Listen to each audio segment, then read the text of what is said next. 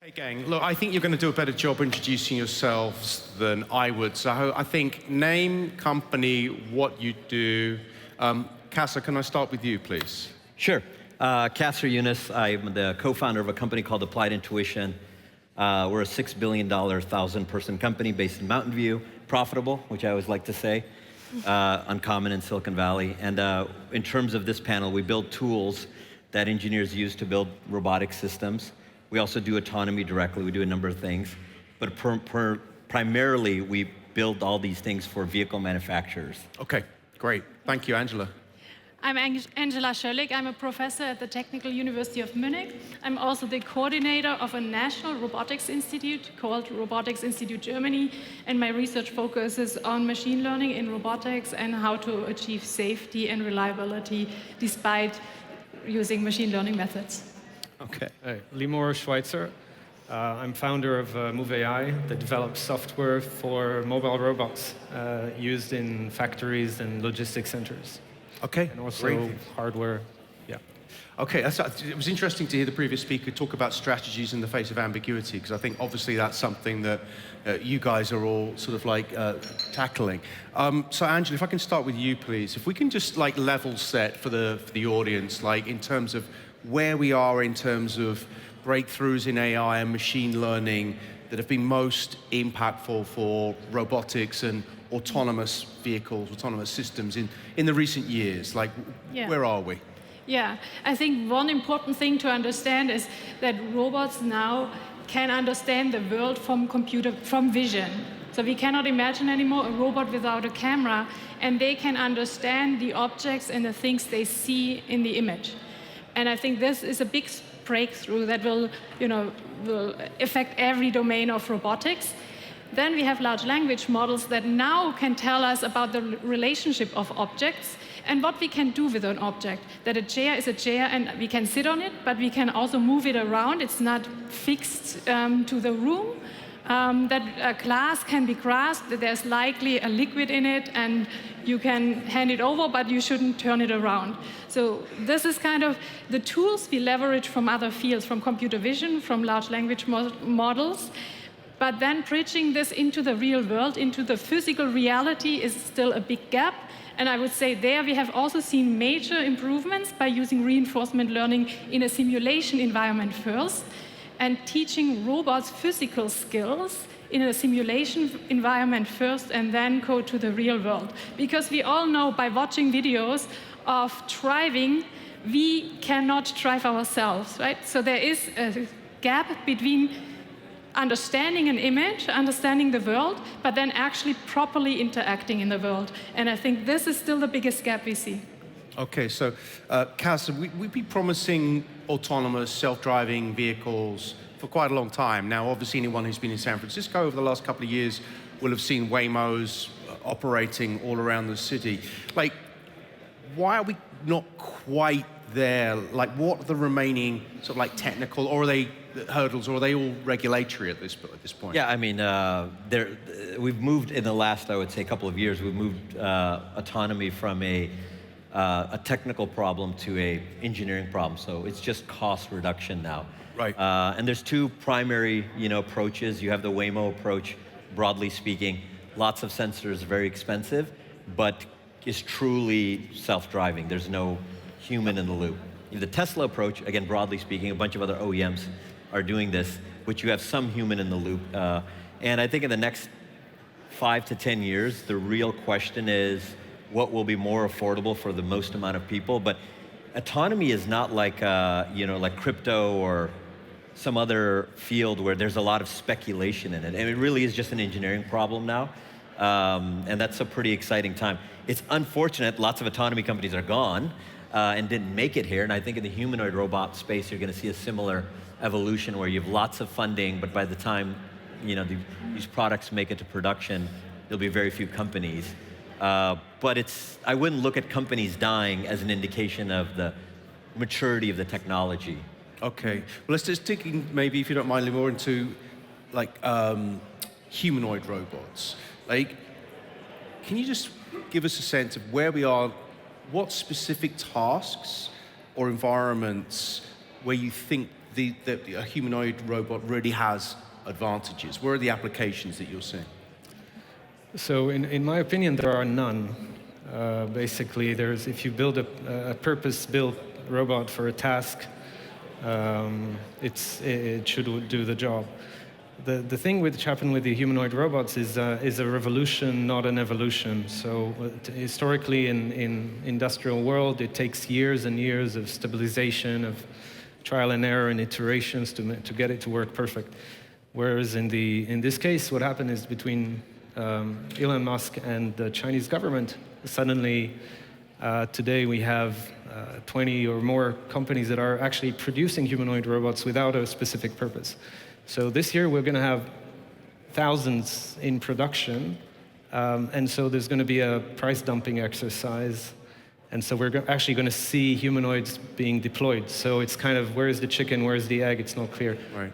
But we are going to see them deployed in use cases that are not perfect for them, but they will be deployed. What kind of use cases? Can you dig into that? Yeah, for in manufacturing and production and repeatable, so what would have been called a working cell for robots can be done by this beast with 35 motors. It can be done, but it's like, okay, I wouldn't buy a Lamborghini to take the kids to school. You know? Okay. Well, that's, I think, a nice way of coming back to you, Angela, in terms of, like, Limor describes a beast with 35 motors. Like, how can we ensure that these kind of autonomous systems, self-driving cars, humanoid robots, are making the right decisions in very, very complex environments? Are we building the right guidelines, the right regulation, the right standardization globally?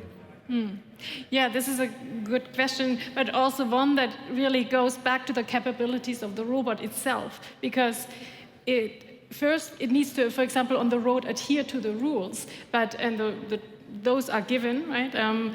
They may vary from country to country, but I think most autonomous cars can do that, but we expect more, right? We expect that they are similar to us, understanding the uncertainty of the situation and judging based on probabilities of how likely something is happening. So if I need to decide if I go left or right, and maybe I see a stroller, but I don't know if there's a baby in there, or I don't know if the person is now running in front of my car. And this uncertainty, we need to give machines the capabilities to judge uncertainties and then act accordingly. And I think this is something that we don't have. We also don't have in large language models. They give you a result and they don't tell you how confident this result is, how likely it is true. And so in robotics, we really need this. So, Qasar, can I come to you next? How are you thinking about addressing the challenge of, simulating these edge cases that autonomous systems might encounter? Yeah, before we talk about that, on the regulatory thing, I think one thing that's worth noting is there is a huge difference between the way Europe is approaching autonomous vehicles specifically, but robotics broadly in America. The United States is, you have a new administration coming in pretty quickly. And the spectrum of the US government's relationship to businesses is like very pro-business to extremely pro-business. Like there's no version of like building policies that hinder the United States. And so I think in regulations, which you're going to see starting January 20th, is even a further reduction of any regulations, especially because Elon is very close to the government. Sure. And I think that's a good thing. I think that's a very, very positive thing. What policy would you like to see implemented? I mean, that's a very broad question, but specifically around, autonomous agents and specifically, there's a number of rules and regulations on how these vehicles are deployed, who's liable, who's responsible for it. I tend, like many Americans and many people in Silicon Valley, don't believe the regulatory frameworks can ever keep up. So you essentially offload that to insurance companies, and you offload that to private companies. The specific point here that's worth, the car is invented in 1886. The stop sign, just the stop sign, it takes another 70 years to make that a uniform product in America. So regulatory frameworks tend to be always behind. And I think the way Europe looks at regulations is it's structures to preserve the market position that Europe possesses. And the way the United States looks at regulatory, it's growth-oriented. It's like, how do we remove as much of these regulatory hurdles in order to provide growth? Very different, obviously, cultural reasons. I'm not saying one is better than the other. I'm just saying that we have to always keep that in mind. So you hear about regulatory things.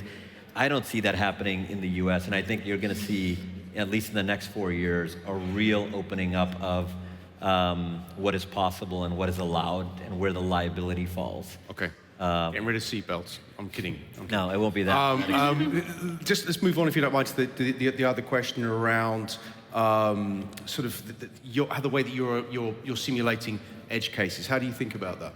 Yeah, I mean, this is, like you take I use a very simple example. If you're taking a driving test, the driving instructor is not going to put every edge case in front of you. So you're looking at approximations of ability. Okay. And that's a very crude analogy, but simulators can do a lot more. I mean, millions of simulations and Waymo is a great example. I think Waymo has a very enumerated safety case and has a tremendous safety record, way better than any human would have. Sure. I think that's an easy green check mark. I don't know why we keep mashing our teeth over, is autonomy going to be safer? It's already safer than human beings.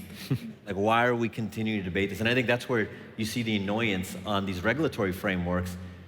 It's like, come on, folks. There's already people dying. The stat in the US is 1 in 93 chance you'll be killed in a motor vehicle accident if you're an American. That's an extremely dangerous thing that we do every day. 1 in?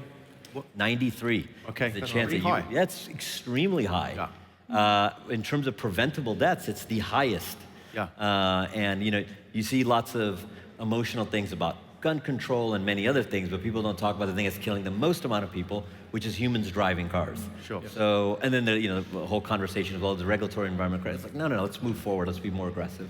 And then the last point I'd say is there is also a geopolitical reality is China is working very closely in terms of public-private partnerships, and they are steamrolling ahead in allowing their pseudo-private companies to, advance technology. And I think if you, whether it's Europe or the West broadly or America specifically, you create large regulatory frameworks, you will prevent growth, and then you will fall behind. Okay. Angie, sorry, did you want to jump in on that? Or That's okay, Limor, I want to come to you now. You mentioned this deployment of these autonomous robots. How do you view the humanoid robots collaboration sort of moving forward in the future? What new skills are we going to need to develop in order to work alongside these machines? So at the moment, this is a completely new domain of safety. So in robotics and automation, you have safety and regulations are something that everybody respects. Sometimes the rover is zealous, sometimes it's cases of protectionist mafia, but in many cases it does make sense. But we don't have that experience yet with humanoid robots. So that's the key is to get confident to work around these machines and to see what are the cases that need to be protected, so that where humans need to be protected against these machines. And at the moment, we have here a humanoid robot. I don't know if you've seen it around. So you have to keep a distance. It's not because there is no inherent safety measure, like low-level safety, that will prevent it from suddenly moving its arm and hitting you. I think the skills required to work with them is there's no skills. It's supposed to be a machine, just like a washing machine. You don't need any particular. You need to read the instruction manual in the end of the day. But to get there, I think we need to go through a distance with regards to understanding how they operate within a crowd or within a people environment. And what advice would you have for people in the room in terms of how more broadly as a society we need to start thinking about preparing for this new world where these machines will be around us? We're in supermarkets, in urban environments. So I think the big issue is that we're dealing here is reduction on dependency of unskilled labor. So it's more of a political issue that politics is not designed to deal with. There is no, as you grow in confidence around autonomous machines that work and replace people, both on the digital world and the physical world, you have less requirement for what we call unskilled labor, and on a massive scale. And I think that's the key is how to deal with this contingency. So, Angela, if I can come back to you now. Obviously, we need to develop the kind of like the, I don't know, safe learning algorithms. We need this to evolve in order to enable robots to adapt to new environments, like novel environments. How do you see that? How do you see that developing in the coming years? How can we ensure that this moves quickly, this moves efficiently in order to deploy these things? We, in Europe, we have this massive productivity challenge. Like, this is something that really could help boost Western economies. Yeah. So safety per se, I think, is just very multi-layered. And I think we can be at the forefront, because it starts with motors that in robot arms that detect as soon as I touch this arm and stop, or as soon as I touch the body of the robot and I'm too close, it stops or is at least aware of this. So it's from the hardware to low-level algorithms that we have already in our cars, like safety stops, emergency stops, to high-level reasoning about what is happening in this complex scenario and what is safe here to do. And so I think as robotics is very interdisciplinary, and starts from the hardware and sensor design all the way to using the condensed knowledge of the internet that we now have in large language models to reason about more complex scenarios. And I think there we made a huge step forward by having this knowledge now at the fingertips of robots. This something we thought is probably the most difficult in robotics, has now been, solved to a certain extent. Right? Okay.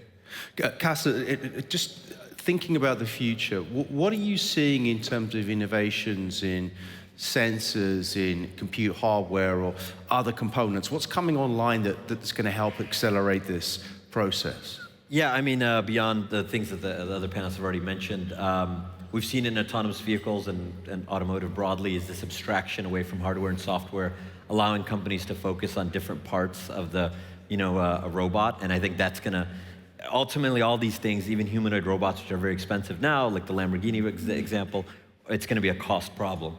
So how do you get costs down? And I think what you're going to have, just from a, let's say, business standpoint, is companies that are going to focus on subdomains. I think this verticalization, as you've seen in autonomous vehicles, is extremely expensive. And so the way that you get costs down is a bunch of horizontal companies. So I think that's going to happen. I think just like autonomous vehicles, you're going to have lots of funding that's already happened. I think there's something like a dozen companies in the Valley that have raised over 100 million each in humanoid robots. So you're going to continue to see that for the next few years. I think you see talent pools shifting. Lots of engineers that were working on, web applications and SaaS maybe went to autonomy, or LLMs are starting to move into humanoid robotics, just where comp is and where there's excitement and opportunity. So I think you're just going to see this shift. I'm speaking from a very Silicon Valley-centric perspective of people focusing on this problem, and I think the downstream impact is we're absolutely going to have humanoid robots. Absolutely, that's definitely going to happen. Now the question again is, what's the cost basis and which company is going to win that battle? We're pretty much out of time, but I guess I want to throw this open to the three of you. Isn't one of the challenges around this the fact that, like, humanoid robots are kind of creepy? Like, do we want? Now I've seen some of the ones that look like little droids.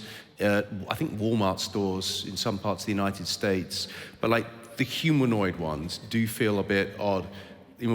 What are your thoughts on this? I was never a big fan of putting skin on them and making them look like uncanny valley. But I think we will very easily get used to having these metal-looking things running around us. I think it will take us about an hour to get used to it. So it'll be one of those things with technology where it becomes truly powerful almost when we don't notice it, right? We'll be just used to these things running in the background around us. Is that?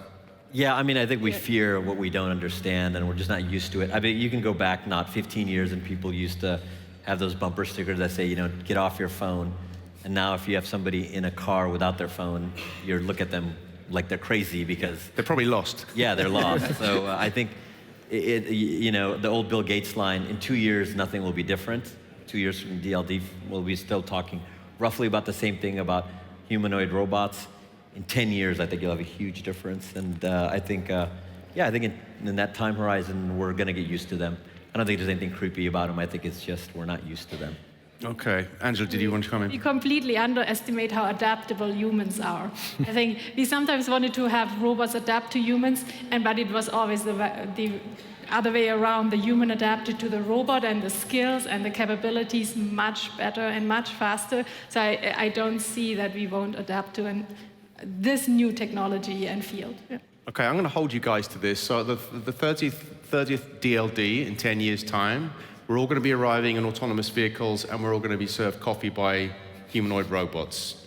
You guys are going to make that happen, okay? Yeah. All right, fantastic. Thank you so much, guys. Thanks.